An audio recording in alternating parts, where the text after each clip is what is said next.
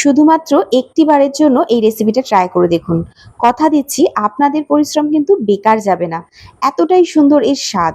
যেমন সুন্দর এটা দেখতে, ঠিক ততটাই কিন্তু সুন্দর এর স্বাদটা। যেমন রসালো সেরকমই সফট।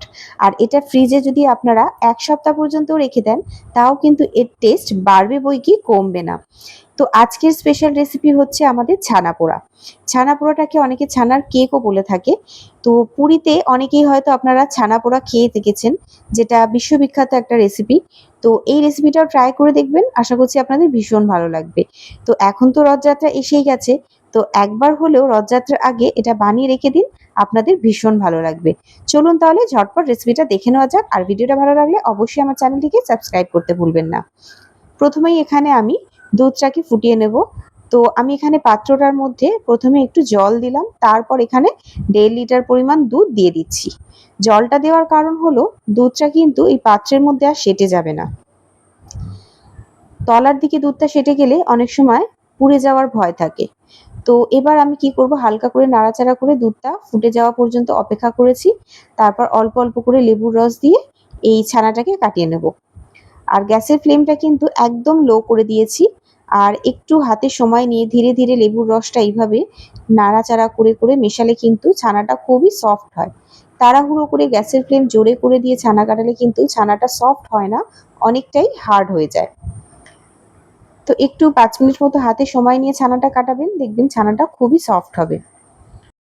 পুরোপুরি ছানাটা কেটে গেছে, আর দেখতেই পাচ্ছেন সবুজ রঙের জল কিন্তু ছেড়ে দিয়েছে, আর ছানাটা খুবই সুন্দর সফট হয়েছে। এবার এটাকে আমি ঝরিয়ে নেব, যার জন্য একটা স্ট্রেনার দিয়ে ছানাটাকে ঝরিয়ে নিচ্ছি। আচ্ছা, লেবুর রস না থাকলে আপনারা কিন্তু 3 টেবিল চামচ ভিনিগারের সাথে হাফ কাপ মতো জল মিশিয়ে অল্প অল্প করে দিতে থাকবেন দুধের মধ্যে, দেখবেন ছানাটা খুব ভালোভাবেই কেটে যাচ্ছে। যতটা প্রয়োজন ততটাই দেবেন। তো এবারে ছানাটা আমি পুরোপুরি ঝরিয়ে নিয়েছি। এটাকে বেশি চেপে চেপে জল ধরাতে হবে না, যতটা জল অটোমেটিক ঝরবে ততটাই। এবার ছানার মধ্যে আমি 3 টেবিল চামচ দিয়ে দিচ্ছি এখানে চিনি। আমি একটু হালকা মিষ্টি দিয়ে বানাবো এটা। আপনাদের বেশি মিষ্টির প্রয়োজন হলে চিনির পরিমাণ বাড়িয়ে দেবেন। আর 3 টেবিল চামচ দিয়ে দিলাম এখানে সুজি। আর এটা হচ্ছে একটা অপশনাল জিনিস, কিন্তু দিলে দারুণ স্বাদ আসে, সেটা হচ্ছে গুঁড়ো দুধ। আমি 2 টেবিল চামচ গুঁড়ো দুধ দিয়েছি। 2-3টে এলাচের দানাকে গুঁড়ো করে এর মধ্যে দিয়ে দিয়েছি। আর কিছুটা কাজু বাদামকে কুচি কুচি করে নিয়ে এর মধ্যে দিয়ে দিলাম। আর 1 টেবিল চামচ পরিমাণ ঘি দিয়ে দিলাম। সবগুলোকে ভালো করে মিশিয়ে নেব। আমার বাড়িতে কিশমিশটা শেষ হয়ে গিয়েছিল, তা না তো কিন্তু কিশমিশটাও এখানে দিলে খেতে খুব ভালো লাগে। খাওয়ার সময় একটা করে যখন গালে পড়ে ভীষণ ভালো লাগে। এর আগেও আমি যখন বানিয়েছি আমি কিশমিশের ব্যবহার করেছি, কিন্তু আজকে আমি কিশমিশটা না থাকার কারণে দিতে পারিনি। কিন্তু তাছাড়াও এর স্বাদ কিন্তু খুব ভালো আসবে।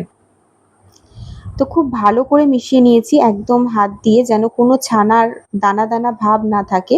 সমস্ত উপকরণ যেন ছানার সাথে খুব ভালো করে ইকুয়ালি মিশে যায়, সেইভাবে এটাকে মিশিয়ে নিতে হবে। আর দেখতে পাচ্ছেন কতটা ঘনত্বটা আপনাদের দেখিয়ে দিচ্ছি, যে এটা খুব বেশি শুকনো ড্রাই হবে না, আবার একদম অতিরিক্ত ভিজে না, একটু নরম ধরনেরই থাকবে ছানাটা। আর ছানাটাকে সেট করার জন্য এখানে একটা বাটিতে আমি একটু ঘি ব্রাশ করে নিচ্ছি। বাটিটার তলায়, সাইডের দিকে, চারিদিকটা ভালো করে ঘি ব্রাশ করে নিয়ে একটা বাটার পেপার দিয়ে দিচ্ছি।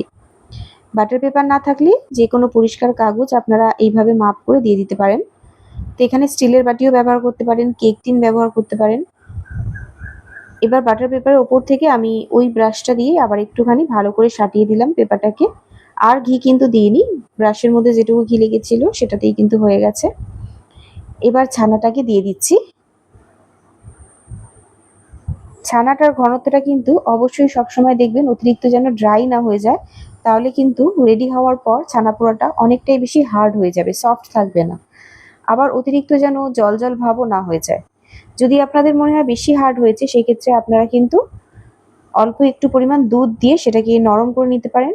আর যদি মনে হয় যে বেশি নরম হয়ে গেছে, সেক্ষেত্রে আপনারা আরেকটু সুজির পরিমাণ বাড়িয়ে দেবেন, দেখবেন ঘনত্বটা ঠিকঠাক অ্যাডজাস্ট হয়ে যাবে।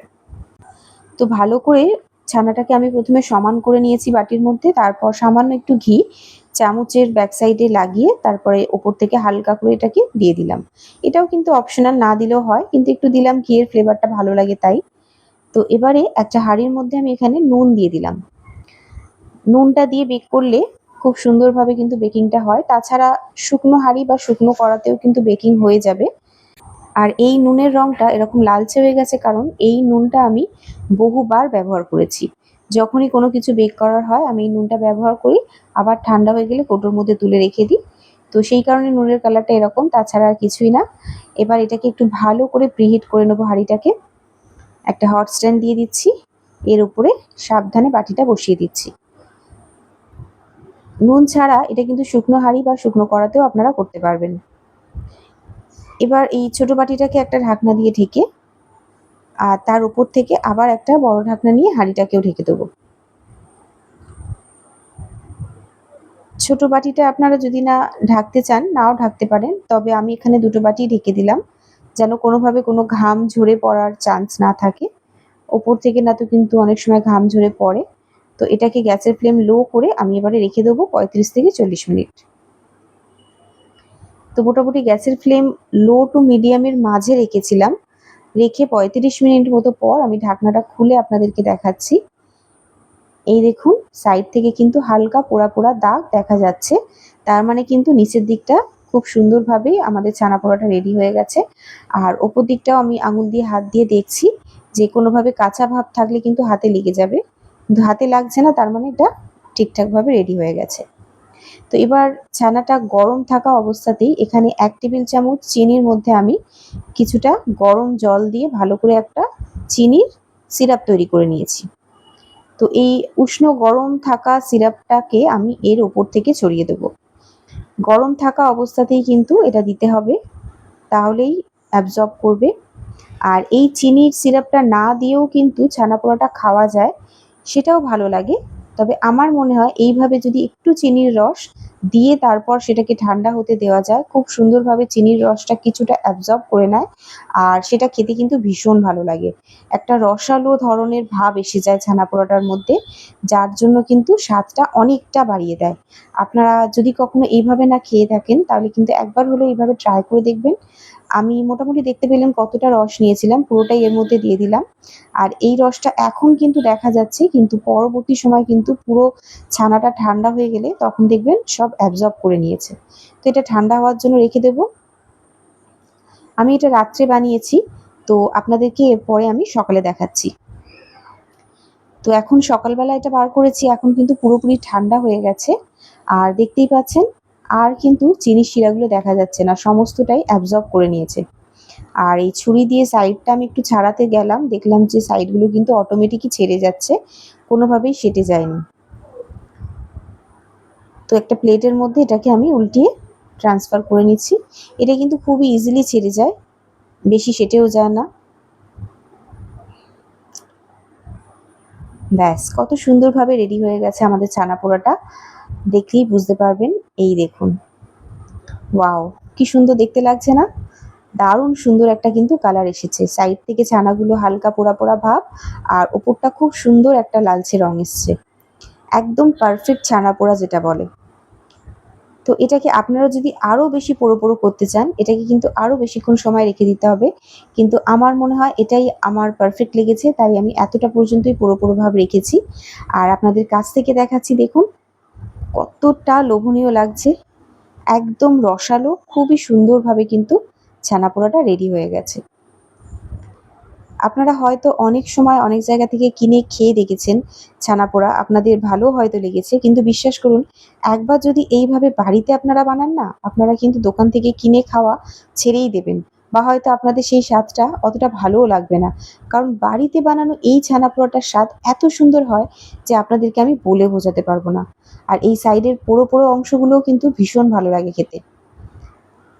দেখুন মাঝখানটা কতটা সফট হয়েছে, একদম রসালো আছে, জুসি ভাব এর মধ্যে কিন্তু খুব ভালোভাবেই বোঝা যাচ্ছে, শুকনো খটখটে হয়ে যায়নি, আর তেমনই কিন্তু সফট আছে। আর এত সুন্দর একটা মিষ্টি গন্ধ বেরাচ্ছে যে আপনাদেরকে কি বলবো। তো আমার তো দারুণ লেগেছে, আর আশা করছি আপনারাও যদি ট্রাই করেন আপনাদেরও ভীষণ ভালো লাগবে। তাই বলবো অবশ্যই ট্রাই করবেন আর আমাকে কমেন্টে জানাবেন যে আপনাদের কেমন লেগেছে। ভালো লাগলে একটা লাইক করে দেবেন আর চ্যানেলটিকে সাবস্ক্রাইব করে দেবেন। টাটা।